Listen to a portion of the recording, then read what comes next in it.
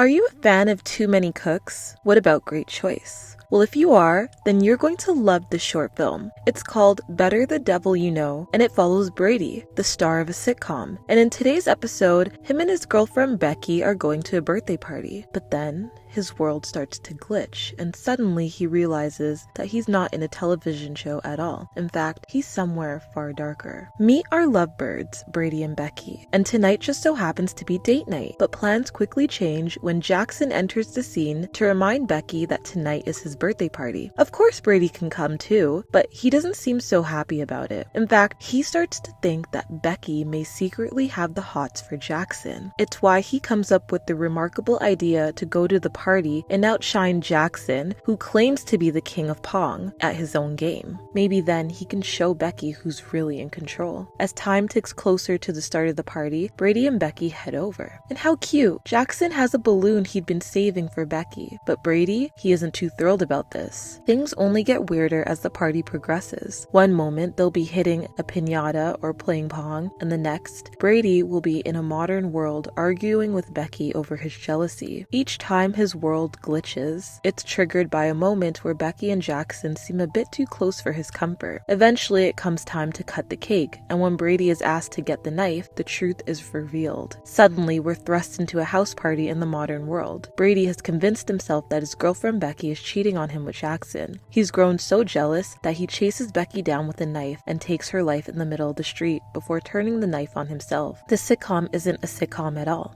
It's hell, and in Brady's hell, Becky is in control, and her spirit is making him relive what he did over and over again. This film was so trippy, and I had no idea where it was going. I liked the details leading up to the big reveal, like when Brady enters the set and says he's having deja vu, hinting that he's been in this continuous cycle for a while. There's also the moment when Becky looks at her watch and it says eternity, meaning time doesn't exist where they are. This film tells a horrific tale about an abusive relationship and the inevitable ending that occurs because of jealousy and possessiveness. Brady's uncontrollable jealousy led to a tragically violent outcome, which is what happens in most of these cases. He hated every moment he wasn't getting attention from Becky. He couldn't even handle that she was celebrating someone else on their own birthday. He wanted to control her. At some point in the film, he says he wants to beat Jackson in Pong, which is something Jackson said he's the master at. Brady wanted to do this to assert his dominance over Jackson. He wanted to prove that he was the better guy, the more powerful person. It's like he wanted to prove to himself that he deserved to be in control. It's like he didn't see Becky as a person, she was just a character in his show. This sitcom is a metaphor for his refusal to acknowledge his fault in Becky's death. He didn't want to face the consequences for what he did, and so he ran from his problems until the very end. Except he couldn't run forever, and in death he was forced to face the music. Becky being in control of his afterlife became his own personal hell. Not only did he lose control of what happened to his soul, but he lost control of her. In hell, he was forced to face what he did over and over again, because no matter how far he tried to run, he would never escape his fate. Better the Devil You Know is a haunting reminder about the dangers of possessiveness and the importance of recognizing toxic behavior before it spirals into violence. Because it's better to recognize the devils we know than plunge into a darker reality of our own making.